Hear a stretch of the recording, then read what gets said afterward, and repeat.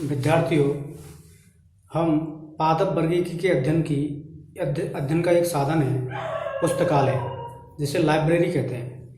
तो ये एक टूल है, एक साधन है जो कि वर्गीकी के अध्ययन के लिए उपयोग में लिया जाता है। इसे अगर हम देखें तो बच्चों, जैसे आप जानते हैं पुस्तकालय क्या होता है। पुस्तकालय में जो पुस्तकें एक क्रमबद्ध तरीके से रखी रहती हैं, जिसमें जो अध्ययन करता है उसे एक तरीके से ये सुविधा रहती है कि उसे किसी संदर्भ से संबंधित या अध्ययन के लिए जो भी किताब या पुस्तक की आवश्यकता है वो एक सही ढंग से या सही समय पर मिल जाए। तो पुस्तकालय क्या एक भवन होता है, परंतु अगर हम जो वर्गीकी है उसके अध्ययन के लिए हम जो पुस्तकालय का शब्द का उपयोग कर रहे हैं वो वास्तव में देखा जाए तो वर्गीकीय साहित्य के लिए उपलब्ध पुस्तकों के लिए आता है। वर्गीकीय साहित्य के अध्ययन एवं शोध के लिए उपलब्ध पुस्तकों के लिए आता है। तो इन पुस्तकालयों का लाभ क्या रहता है? जो विभिन्न पादप हैं उनके नामकरण, पहचान और वर्णन के लिए इन पुस्तकों का या पुस्तकालयों का उपयोग किया जाता है। तो इन्हें हम मुख्यतः वास्तव में देखा जाए तो 3 श्रेणियां हैं।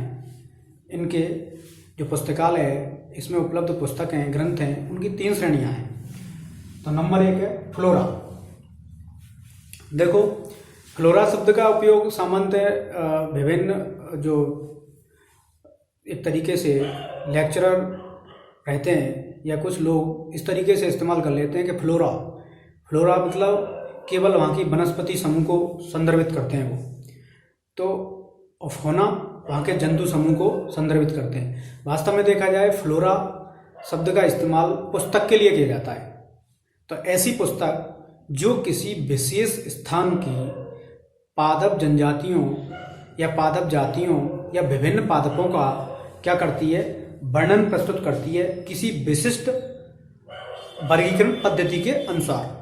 ध्यान रखिए, जैसे फ्लोरा को क्या कहते हैं, वनस्पति जात। ऐसी पुस्तक या ग्रंथ जो किसी क्षेत्र विशेष की समस्त पादप प्रजातियों का, किसी क्षेत्र विशेष में जितनी समस्त पादप प्रजातियां पाई जाती हैं उनका वर्णन किसी विशेष वर्गीकरण प्रणाली से दिया हो।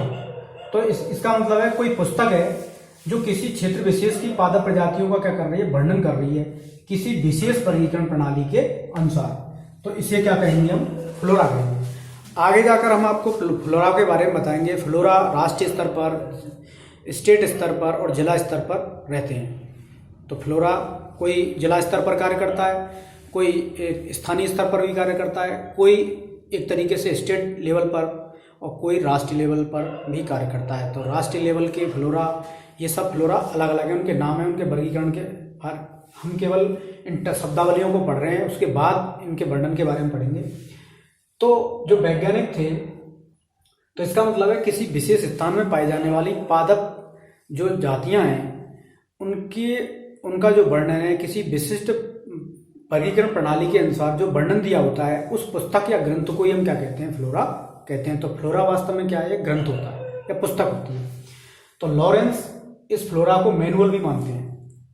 मैनुअल का मतलब है एक हस्तलिखित पुस्तक होती है वास्तव में, तो मैनुअल भी मानते हैं। लॉरेंस इसी फ्लोरा को क्या कहते हैं, मैनुअल है ये। और ये भी बताते हैं कि ये जो फ्लोरा होता है ये किसी भी पादप प्रजातियों की पहचान के लिए कृत्रिम कुंजियां, तो आर्टिफिशियल की का कार्य भी करता है। तो कृत्रिम कुंजियों का भी कार्य करता है किसी पादप की पहचान के लिए। ध्यान रखिए, तो वर्गीकी के पहचान के लिए भी कृत्रिम कुंजियों का भी कार्य करता है। लॉरेंस इसे ही मैनुअल कहते हैं फ्लोरा को। अब एक दूसरा है मोनोग्राफ। तो मोनोग्राफ ही एक पुस्तक है। मोनोग्राफ क्या है, एक पुस्तक है।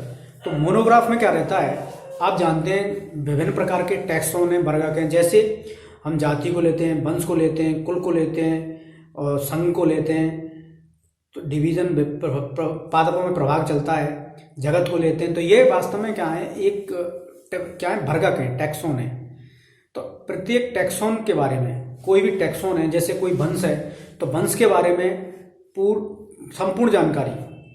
संपूर्ण जानकारी किसी वर्गक के बारे में। तो ये किसी वर्गक टैक्सोन के बारे में पूरी जानकारी प्रदान करने वाली पुस्तक, तो ये भी पुस्तक होती है। तो इसका मतलब है मोनोग्राफी पुस्तक होती है और फ्लोरा भी पुस्तक होती है। तो तो ऐसी पुस्तक जो किसी वर्ग के बारे में पूरी जानकारी प्रदान करती हो उसे हम क्या कहते हैं, टैक्सॉन, एक तरीके से मोनोग्राफ कहते हैं। तो जो टैक्सॉन होते हैं, पूरी जानकारी से मतलब है कि वो एक तरीके से ढूंढ की, आकार की, शारीरिक की, पारिस्थितिकी व उसकी फाइलोजेनी, एक तरीके से व्यक्तिवृत्तीयता और जातिवृत्तीयता के बारे में भी जानकारी देती हो, तो उसे हम क्या कहेंगे, मोनोग्राफ कहेंगे। अब अगर हम ये देखें चित्र ग्रंथ, आइकन्स जिन्हें बोलते हैं, तो चित्र ग्रंथ में क्या रहता है, चित्र ग्रंथ में ये भी वास्तव में एक वानस्पतिक साहित्य से संबंधित ग्रंथ या पुस्तक होते हैं। तो आइकन्स या चित्र ग्रंथ किन्हें कहते हैं, जो वानस्पतिक साहित्य से संबंधित ग्रंथ या पुस्तक होते हैं जिनमें विभिन्न प्रकार के पौधों का या उनकी शाखाओं का, पौधे और उनकी शाखाओं का चित्र में क्या रहता है, वर्णन रहता है। हूबहू वही वर्णन होता है, हूबहू चित्र के साथ वर्णन होता है। ध्यान रखनी है, इसमें प्रतान, कंटक, फल और पुष्प, उनका बिल्कुल हूबहू वही वर्णन रहता है, मतलब उन सभी भागों को इसमें दर्शाया जाता है। अब हम देखें एक नंबर, ये 3 हो गए। अब एक अन्य शब्दावली और है, वर्गीकीय पत्रिकाएं, जैसे टैक्सोनोमिक जर्नल कहते हैं, टैक्सोनोमिक जर्नल। तो ये क्या रहती हैं, ये पत्रिकाएं होती हैं, विभिन्न प्रकार की पत्रिकाएं होती हैं, आप जानते हैं, जो वर्गीकीय से क्या रहती हैं, संबंधित रहती हैं। तो ये एक तरीके से विभिन्न प्रकार की पत्रिकाएं, जैसे इंडियन फॉरेस्टर और दूसरी है journal of Bombay natural history society, journal of Bombay natural history society, और एक है इंडियन फॉरेस्टर।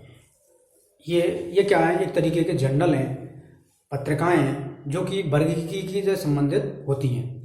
तो बच्चों, आपने पढ़ा फ्लोरा एक पुस्तक होती है जो विशिष्ट वर्गीकरण प्रणाली के अनुसार किसी स्थान विशेष की पादप प्रजातियों का वर्णन प्रस्तुत करती है। लॉरेंस इसी को मैनुअल कहते हैं। ये कृत्रिम कुंजियों की तरह भी कार्य करते हैं पहचान के लिए। मोनोग्राफ किसी टैक्सॉन या किसी वर्गक के लिए का डिटेल वर्णन होता है। इसमें पूरी जानकारी होती है उसकी, किसी वर्गक की, जैसे वंश की, जाति की, आदि की। चित्रमय ग्रंथ में, आइकन में क्या रहता है, किसी वानस्पतिक साहित्य से संबंधित ग्रंथ होता है। उसमें जो पादप जाति या पादप होता है उसकी शाखा, फल, प्रतान, कांटे, कंटक, पुष्प, इन सारे हूबहू वही वर्णन होता है, वही चित्र रहते हैं। कहने का मतलब चित्र के साथ उनका वर्णन प्रस्तुत करते हैं।